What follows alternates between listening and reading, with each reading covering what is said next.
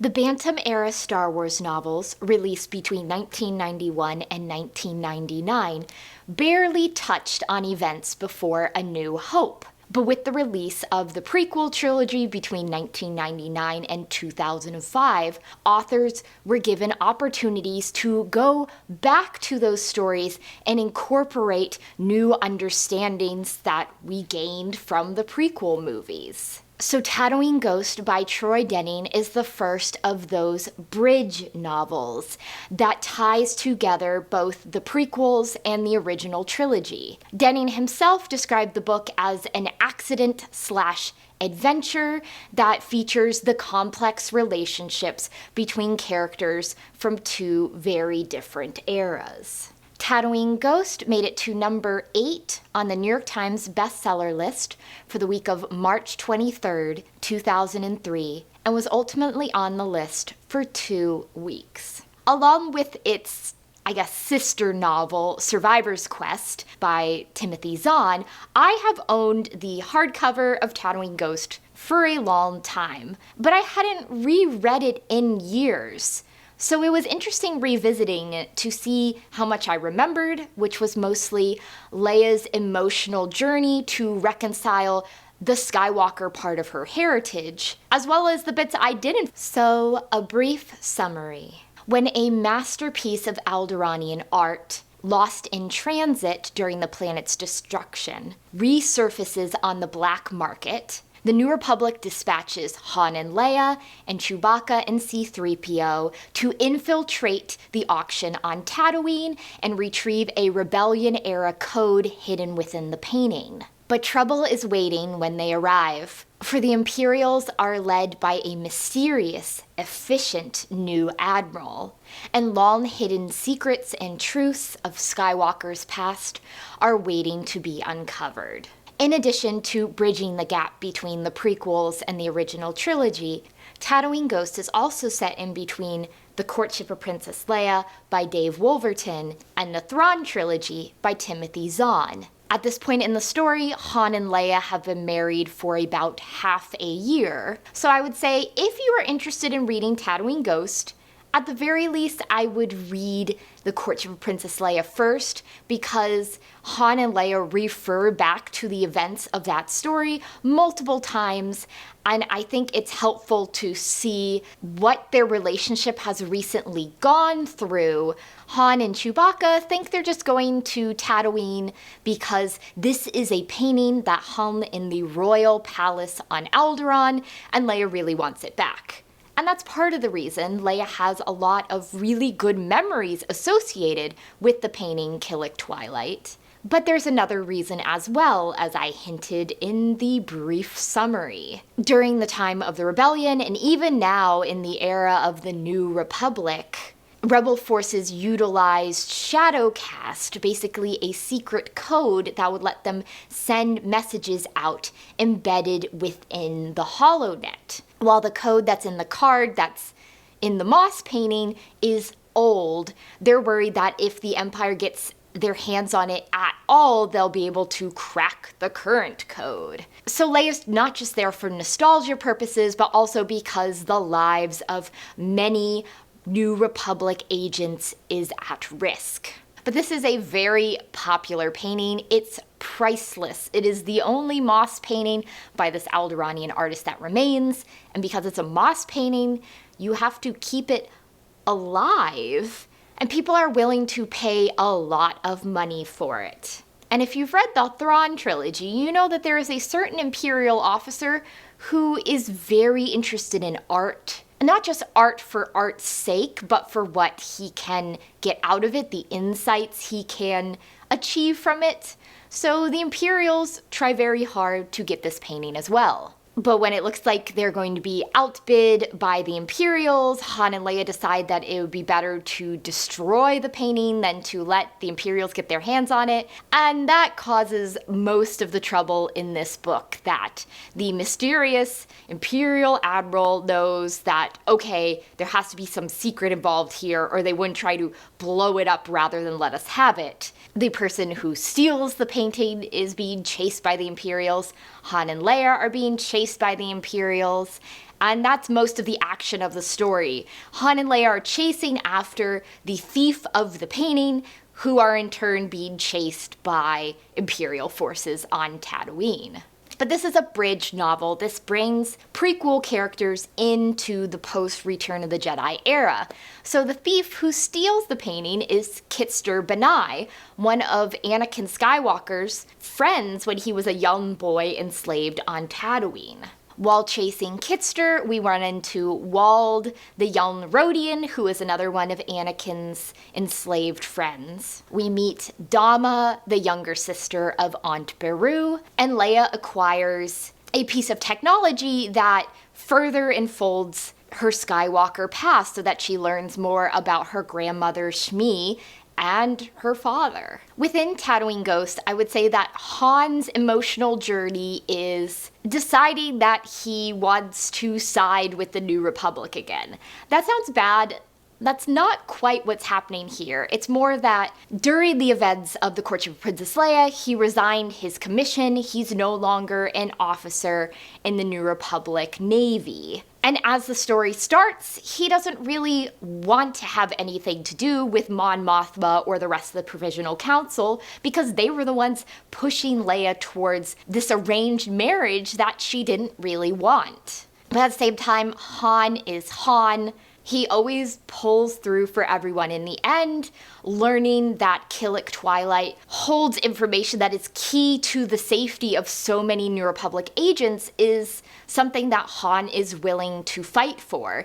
And as the story progresses, he sort of comes to an acceptance, not of the Provisional Council, but of what the New Republic is doing, that while he maybe doesn't want to be a general again, he will help them, and it's not a matter of Han's fed up with the New Republic, so Leia needs to quit her diplomatic role as well, but accepting that she still has a role to play. He has a role to play as well, and it may not be as structured as it had been before during the Wraith Squadron books and the Courtship of Princess Leia, but he still believes in the mission of the New Republic. And while he may not believe in all of their leadership, he wants to help their cause. Chewbacca and C-3PO are here mainly because they're just integral parts of the Organa Solo family now. In an interview with Troy Denning that I will link down in the description box, he said that originally Chewie played more of a role, but he cut a lot of that out, and that was actually the impetus for him to write the ebook novella A Forest Apart. C-3PO, he goes through a lot. C-3PO is a whiner, and that gets on Han and Leia's nerves, but at the same time, he does come out with important information at various points that I guess justifies him coming along on this trip. But Leia is the one really going through an emotional journey here. In The Truce at Bakura by Kathy Tyers, shortly after the Battle of Endor, Leia was visited by the Force ghost of Anakin Skywalker, and she wanted nothing to do with him. She was not willing to forgive him. She was not willing to acknowledge that part of her heritage. She didn't want to talk to him at all. But by the time we get to the Thrawn trilogy, she's training her Jedi powers with her brother. She's willing to use a lightsaber. And when we get to the Dark Empire comic, she's willing to acknowledge her father enough to name her youngest son Anakin. So Tatooine Ghost essentially serves to bridge that gap. How did we get from Leia, who just didn't want to acknowledge that Anakin Skywalker was her father at all, because that means that Darth Vader is also her father, to a Leia who's willing to train her Force skills and name one of her children after her dad. Leia has a lot of understandable inherent anger towards Darth Vader. She's not willing to see that he once was someone else and to try to figure out what could have led him to that point until the events in this story. She's also not willing to have children, which was an interesting development. Had forgotten that, and I'm not sure how well that fits with what came before and what came after. Han basically says, like, did Isolde know this? Like, did the Hapens know this? And she was like, well, I would have told them eventually. But that's something that never came up in The Courtship of Princess Leia. It makes sense that she was adopted by a loving family. She considers them her true parents, that the Organas made her more who she was than her biological mother and father. And she's so worried about the heritage of Darth Vader that's within her that she doesn't want to have kids, because what if one of her kids fell to the dark side? And how could you ever live with that? We're not gonna think about what happens in the post-New Jedi Order books. We're just not gonna think about those right now. So in learning about her grandmother and learning about her father's life on Tatooine before he left to become a Jedi, Leia gains a deeper understanding of her Jedi heritage, and Leia needs to forgive her father, at least come to a better understanding of him, or she might fall down the same path that she'll just be so infused with grief and bitterness and anger, and that's not what the Force wants from her. I did wish that on the children front that we didn't have quite so much of Han pushing her about it, because Han himself was raised by an adoptive mother. He was raised by Dulana the Wookiee. He has such good feelings towards her. Those are basically one of the only good memories he has of his childhood. That Han pushing her for biological children, it's not something I could see him doing. I would have rather that this was an issue Leia worked through on her own rather than it being introduced because Han is sort of pushing her about it. We also have the squibs, who are basically sentient rodent individuals. They were a little bit annoying. They were perhaps a little overused. Essentially what happens when an author has a favorite character and wants to use them a lot. And we don't learn much about the mysterious new Imperial Admiral, which is fitting because going into the Thrawn trilogy, they know nothing about Thrawn, but what we do see of him is that he is efficient, he is much more effective, and he's going to be a force to be reckoned with. So one of the reasons I have owned a copy of Tatooine Ghost for so long was because I really, really like Leia's emotional arc in the story.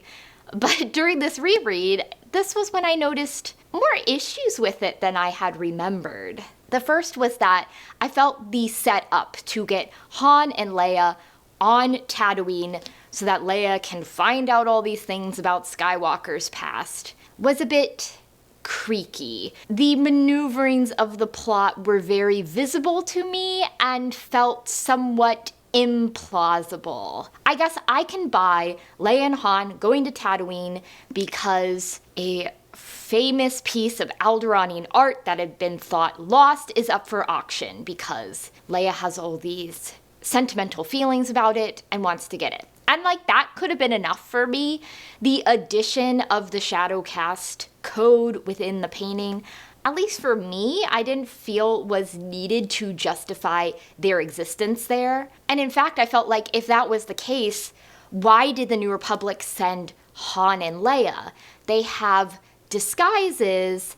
Han is dressed up like a Deveronian and Leia is dressed up like a Twi'lek. I'm sure that everyone knows the face of Han Solo and Princess Leia Organa of Alderaan. And if you really wanted this painting saved because it has this vital piece of information inside, why didn't you send the race or intelligence officers or just someone less noticeable than the Organa Solos? And while I loved Leia getting to learn more about Shmi, learn about her grandmother and her life on Tatooine, I did find some of the scenes with the holo journal a bit hokey. This was like a tone issue where I liked some of it, but then some of it was just a bit much, but I did still appreciate getting to see Shmi, that Leia got to see her face and hear her voice and hear her words. Like, that was nice. Pace-wise, I felt like the first half of the story was more interesting to me than the second half, and I think that may have been because by the second half we've just settled into this routine of Han and Leia and or the Squibs are chasing after Kitster. They encounter some trouble, and then they're chasing after Kitster and they encounter some trouble. And I liked how it concluded, even though I wish there had been a little bit more resolution. I don't know if I wanted more insight, because I felt like at that point Leia had gotten insight into her feelings about her father. She seems to, I guess, have resolved her feelings about children. But again, I always want more on the character front. And finally, in Tatooine Ghost, it almost seems as though everyone is aware that Anakin Skywalker became Darth Vader. The narrator, almost, the voice of Denning, says stuff like this. Leia will say things to other people like, but he became Darth Vader. And people like Wald say, no, that's not true. But this was a little confusing to me because it's never been quite clear to me within that time frame, like when it became public knowledge that Anakin Skywalker became Darth Vader. I'll have to go back and look through Courtship of Princess Leia and some of the other stories. This could be a whole video in and of itself, but at the point in time of the Truce Epicura, Leia did not want to acknowledge her parentage, and she and Luke were keeping their relationship on the down low. If I remember correctly, in the Courtship of Princess Leia, everyone knew that they were siblings, that Luke and Leia were brother and sister, but no one knew how. And most pivotally, in the last book of the Thrawn trilogy by Timothy Zahn, in The Last Command, Mara doesn't realize that Darth Vader was Luke's father until one of the Noghri tell her. And in I, Jedi, which the first half details the first class of Luke's Jedi Praxium, so set during the Jedi Academy trilogy, Luke tells them the story of his father.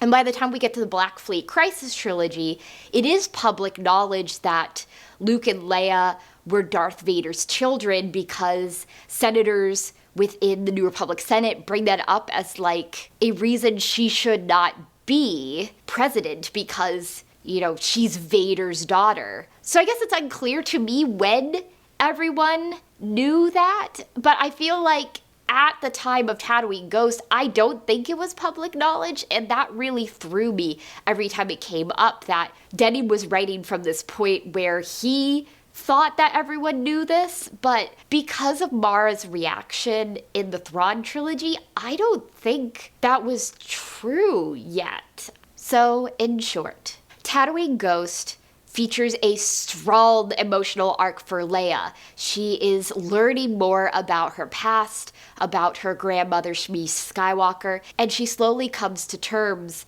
with her father's identity, that he was Darth Vader, but he was also Anakin Skywalker.